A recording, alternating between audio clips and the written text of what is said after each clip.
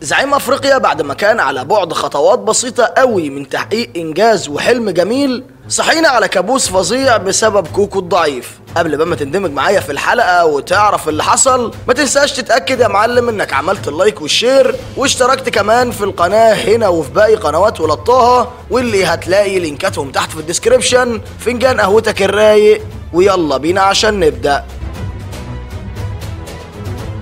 بعد ما تم اختيار المغرب كمنظم لبطولة كأس العالم للأندية 2022، ما بقاش في حل عشان نكمل الفرق اللي هتشارك في البطولة غير ان وصيف افريقيا المارد الاحمر يشارك كالعادة زي كل سنة، وربنا يا رب ما يقطع لنا عادة. لكن المرة دي البداية كانت من أول دور في البطولة. المارد الأحمر بعد ما خلص على الزمالك بالثلاثة وكسب كمان بعده البنك الأهلي، ريح نفسه خلاص من حوار الدوري، ودلوقتي التركيز كله على كأس العالم للأندية.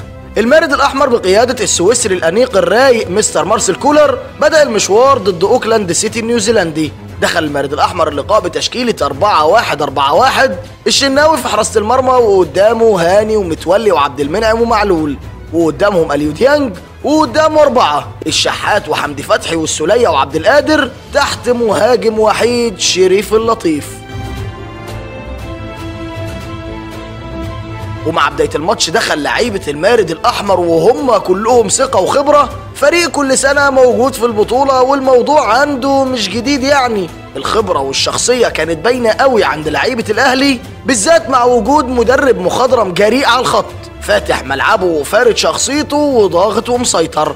لكن مع الضغط والفرص كان لازم يبقى موجود معاك مهاجم على قد الحدث وعلى قد تيشيرت النادي الأهلي. محمد شريف بيضيع في أول 5 دقايق فرصة سهلة جدا كانت ممكن تريح الدنيا وتفتح لنا الماتش من بدري قوي.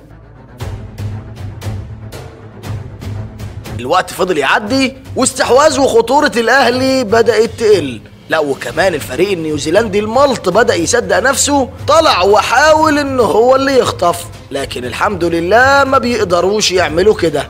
في الوقت بقى اللي شريف بيضيع برضه كالعادة، وخلاص الشوط الأول هيخلص وهندخل على شوط تاني مكهرب ومعقرب بسبب الفرص الضايعة، حسين الشحات نسخة كأس العالم للأندية بيقرر يتدخل. الراجل تحسه بيسمع سيرة كأس العالم للأندية بيهيج، بيستلم وبيرفع وشه وبيطلع صاروخ في شباك فريق أوكلاند، وبيعمل اللي كان المفروض يعمله شريف من بدري. الشوط الأول بيخلص بتقدم مستحق جدا للمارد الأحمر 1-0، وكولر في الشوط الثاني بيدخل عارف إنها كانت عاوزة هدف بس، هو هدف وكل حاجة هتحلو بعد كده.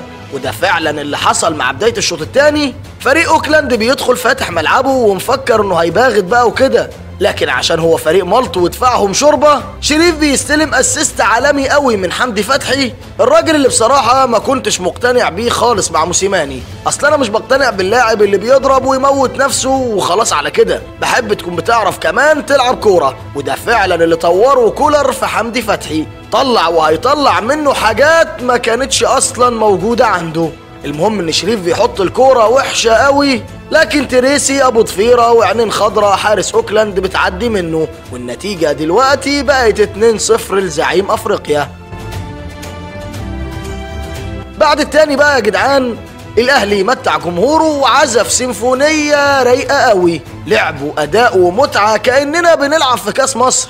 الفريق النيوزيلندي الملط والضعيف قدامنا كان مش موجود اصلا، كولر بيعمل كمان تغييراته وبينشط هجومه كأنه بيقول انه مش مقتنع بمكسب 2-0 في كأس العالم للأندية. يا اخي يخرب بيت الجبروت يا جدع. بيرسي تاو اللي نزل مكان شريف قدر يجيب الثالث بعد 1-2 رايق جدا مع الفولت العالي كهربا. محتاج بقى معلش يا جماعة نقف شوية مع الفينش بتاع بيرسي تاو اللاعب الأشول واللي عمله بيمينه، ونقارنه مع فينش شريف المهاجم الأيمن اللي حط الكرة بيمينه. تاو حطها صعبة ومتقنة ورايقة، غير بتاع شريف اللي عاوز كل مرة الخصوم تبقى الزمالك عشان يلعب ويكسر الدنيا. ما علينا، المهم ان الاهلي بيكسب باداء ونتيجة على اوكلاند، وبيضرب موعد مع بطل امريكا سياتل سواندرز اللي معاهم لاعب تقيل جدا وخطير اسمه روي دياز. في الدور ربع النهائي المارد الأحمر في مواجهة صعبة جدا مع سياتل سواندرز. دخل مستر كولر اللقاء بنفس الرسم التكتيكي بتاعه 4-1-4-1. الشناوي في حراسة المرمى، وقدامه هاني ومتولي وعبد المنعم ومعلول، وقدامهم اليو ديانج. اللي قدامه 4 حمدي فتحي والسولية وطاهر وتاو، تحت مهاجم وحيد الفولت العالي كهربا. مع بداية الماتش كان باين قوي الفرق في القوة بين سياتل واوكلاند. الماتش الاولاني كان لعب عيال يا جماعة حرفيا. فريق سياتل فريق قوي ومنظم وعارف هو بيعمل ايه. نضيف على كده بقى ان ثلاثي الخط الامامي في الماتش ده اقل كتير قوي من ثلاثي الماتش اللي فات. وطبعا المبرر الوحيد للبدء بيهم هو ان كولر كان عاوز يدي فرصة لكل الاسامي اللي في القايمة اللي معاه. شوط اول ضعيف تايه من جانب زعيم افريقيا، وسيطرة واستحواذ لفريق سياتل. استحواذ ما فيهوش هجمات خطيرة كتير، لكن الاهلي في الملعب في الشوط الاول كان وحش جدا. يا جماعة شريف مهاجم مش قد تيشيرت النادي الاهلي خالص، لكن كهربا اقل منه بكتير، وطاهر كمان لاعب على قده. تاو شغال وكويس، لكن الشحات في كاس العالم اعلى واجمد. دفاعك تقيل ونص ملعبك بيحاول، لكن الهجوم بتاعك في الشلاحات. مفيش محاولة للنزول وتحريك الدنيا خالص. الناس نايمة ومتدفية في احضان لعيبة سواندرز.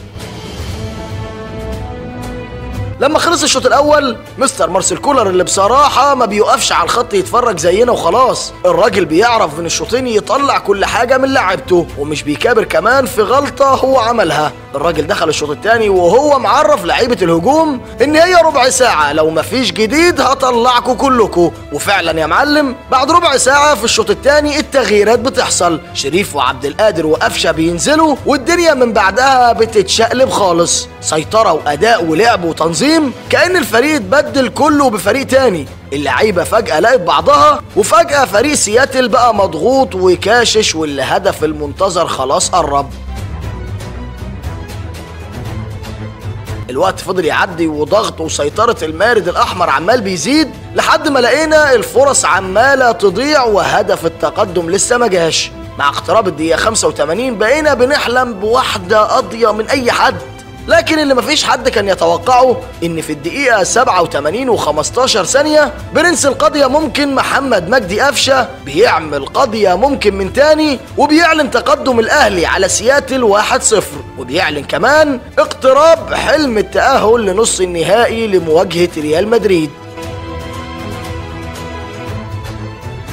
كولر بينزل رامي ربيعة وبيحاول يضيع شوية الوقت اللي فاضل، وده فعلا يا معلم اللي بيحصل. الوقت بيخلص والحكم بيصفر، والاهلي رسميا في نص نهائي كاس العالم للأندية 2022، والخصم يا جماعة هو ريال مدريد. اعتقد بقى ان كفايه كده في الجزء الاول، عشان الجزء الثاني هيبقى فيه كلام تقيل وعاوز له حلقه مخصوص، لان اللي حصل في ماتش الريال وفلامينجو ما يتسكتش عليه.